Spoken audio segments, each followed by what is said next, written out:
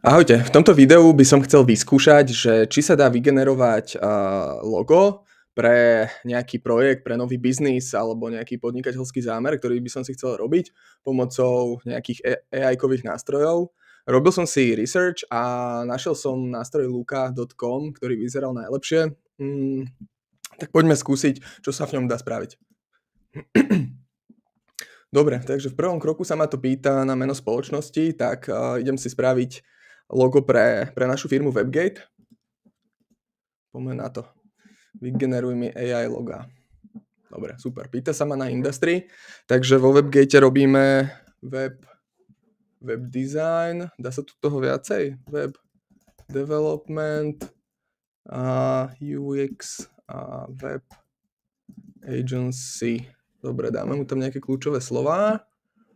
Dobre, tu sa ma pýta na loga, ktoré sa mi páčia. OK, tým, že sme digital agency, tak chceme tam niečo modernejšie.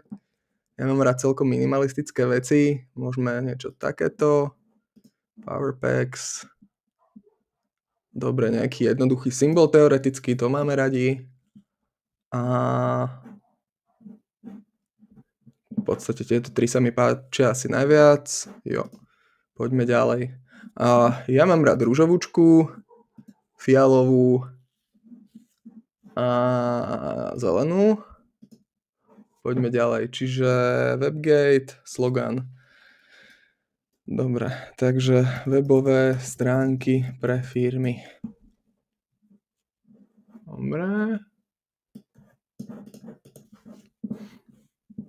Dobre, tu sa ma pýta, že aké typy symbolov preferujem. Tak neviem, čo má byť web design, ale skúsme to. Možno nejaký kruh. Kreativita, IT. OK, web.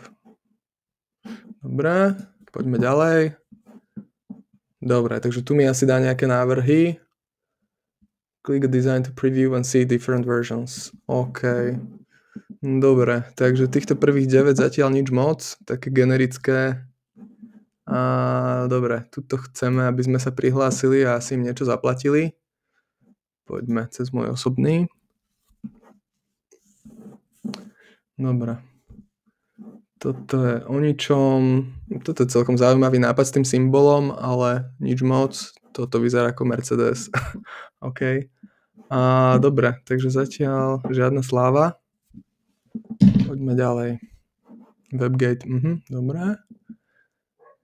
Dobre, tu je zaujímavý symbol.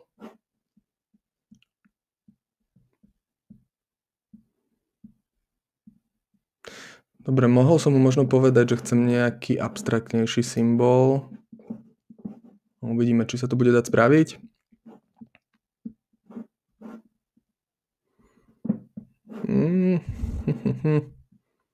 No nič moc zatiaľ. Toto sú veľmi také generické prvoplánové. To je celkom odpad toto. Dobre. Dobre, toto keby... Dobre, iný typ firmy. Pekný font. Dobre, toto je... OK, nie sme v Indii.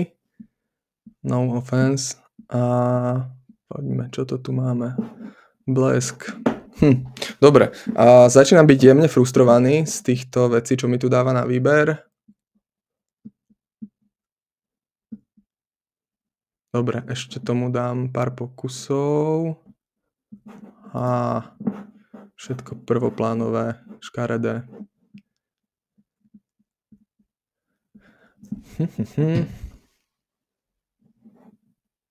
Toto vyzerá ako logo z nejakej Jiu-Jitsu akadémie. Toto zase niečo zo Star Treku, ale OK. Dobre, niektoré tie symboly sú celkom zaujímavé, len je to v takej zlej farebnej a typografickej kombinácii. Dobre, tu sú nejaké rúžové veci. Poďme skúsiť toto, že či sa to dá nejako ohýbať. Či s tým viem spraviť, či to viem nejako ďalej konfigurovať. Dobre, takže vyzerá, že viem tu posúvať niečo. Neviem. Dobre, ale tu mám nejaké alternatívy na symboly. Dobre, čiže OK. Čiže tu si viem vyberať symboly. Viem si vyberať medzi monogram, color. Dobre, čiže poďme vybrať nejaký pekný symbol. No, toto vyzerá lepšie, aj keď stále také jemne prvoplánové, ale OK. keby sme plynárenská firma, možno niečo takéto. Dobre. No, tieto návrhy už vyzerajú trochu lepšie. Neviem, prečo mi to nedal vlastne v prvom kroku. A tieto sa mi zdajú oveľa lepšie. Dobre, skúsme tu dať niečo za Cube. Dajme si tam nejakú kocku.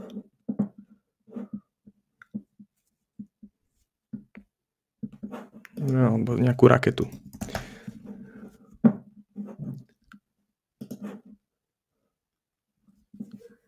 No, super.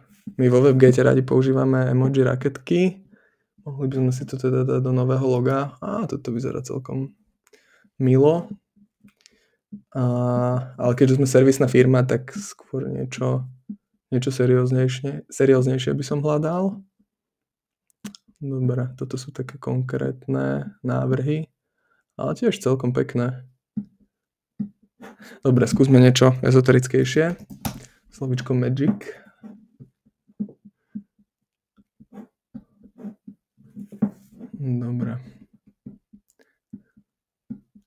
Dobre, alebo skúsme bránu, keďže sme WebGate. OK, nerobíme ploty, čiže malo by to byť niečo trochu abstraktnejšie, ale pre nejaký typ gastroprevádzky by to možno bolo fajn. Dobre, z tých symbolov si zatiaľ neviem vybrať, ale skúsil som dať na Suggested Mod tuto vľavo. Chcem sa teraz preklikať cez všetky tieto nastavenia, že čo všetko sa tam dá spraviť. Dobre, takže on si zapamätal, že niektoré veci, ktoré som si klikol, mi tu ukazuje, čo je fajn a pýta sa ma tu na štýl. OK, čiže chceme niečo moderné, to by mohlo byť OK. Čo sa týka farby, skôr niečo do tejto rúžovej fialovej. Dobre, poďme sa pozrieť na layout. Dobre, takže ja určite preferujem toto rozloženie, kde symbol je vľavo. Poďme si pozrieť paletu. Dobre, tuto mi nastavil nejaké farebné kombinácie. OK, ale ten fond je nič moc. Poďme sa pozrieť, kde sa dá ten fond meniť. Dobre, more ideas. Dobre, tuto sa zdá, že mi ponúka rôzne fonty na výber. Tak poďme na niečo takéto. Dobre, niečo takéto. Background to nemusíme riešiť. Font types. Dobre, čiže tu si viem vybrať z nejakých fontov. Prečo ich je tu len 40? To je zaujímavé. Neviem si tu. Dobre. Čiže každý si môžeme dať iným fontom. To je OK. Dobre, tak poďme sa pozrieť, čo sa tu dá. Aha, dobre, OK, to je len typ. Čiže vyberám si nejaké moderné. Nie, dobre. Dobre, nejaký tenký font. OK, niečo takéto. OK, slogan nepotrebujeme. Symboly. Dobre, s tými symbolmi niečo musíme spraviť. Skúsme tento je celkom zaujímavý. Poďme sa vrátiť k tej palete, čiže chceme niečo jednoduchšie. Toto vyzerá celkom OK. Dá sa to zmenšiť? Tento symbol. Size, áno, dá sa zmenšiť. To je super. Dobre, toto už vyzerá rozumnejšie. Dobre, layout máme.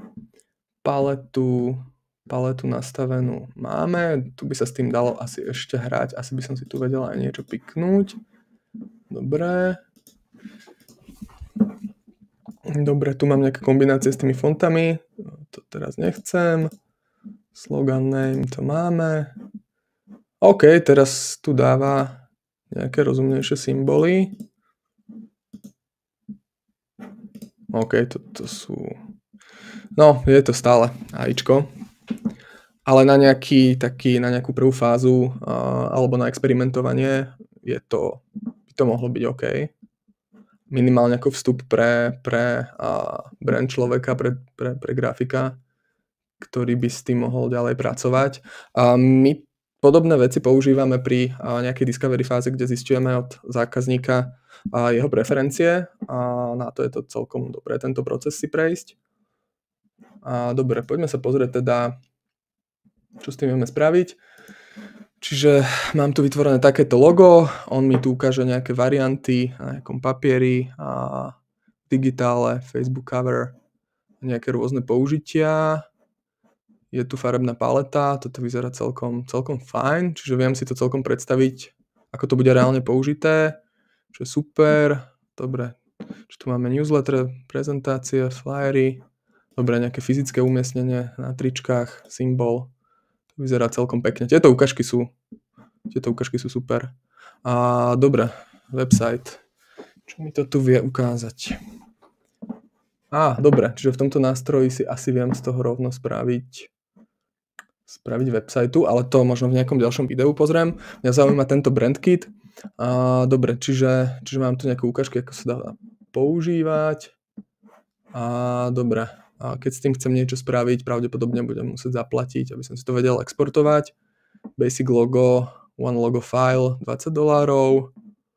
Za $65 tu mám unlimited changes, multiple high-res file types a brand kit subscription za 100 ročne, viacero súborov, môžem tu robiť nejaké zmeny, support, email signatures, business karty. Čiže až v tomto balíčku začína mať prístup k tým ďalším použitiam asi alebo variantám k tomu logu. Ale OK, stále tá cena vyzerá fajn. Dobre, takže finálne zhodnotenie za mňa je, že tento nástroj je celkom dobrý na to, že viem si tu vygenerovať nejaký nápad, pohrať sa s nejakými ideami, utriasť si, že čo chcem, čo nechcem. Je tu výhoda, že vidím tu ten výsledok, tie použitia a viem sa s tým hrať, editovať to a prípadne s nejakým profesionálom to diskutovať a vytvoriť si tu za seba nejaké návrhy, kade by som chcel ísť a ja osobne by som išiel do toho, že to dám nejakému grafikovi, ktorý sa mi s tým pohrá, dá tomu nejakú kreativitu, dá tomu nejaký ten výtvarný nádych, nech to má taký ten final touch. Ako možnosti tohto nástroja sú celkom fajn, celkom rýchlo sa tu dá tom robiť varianty.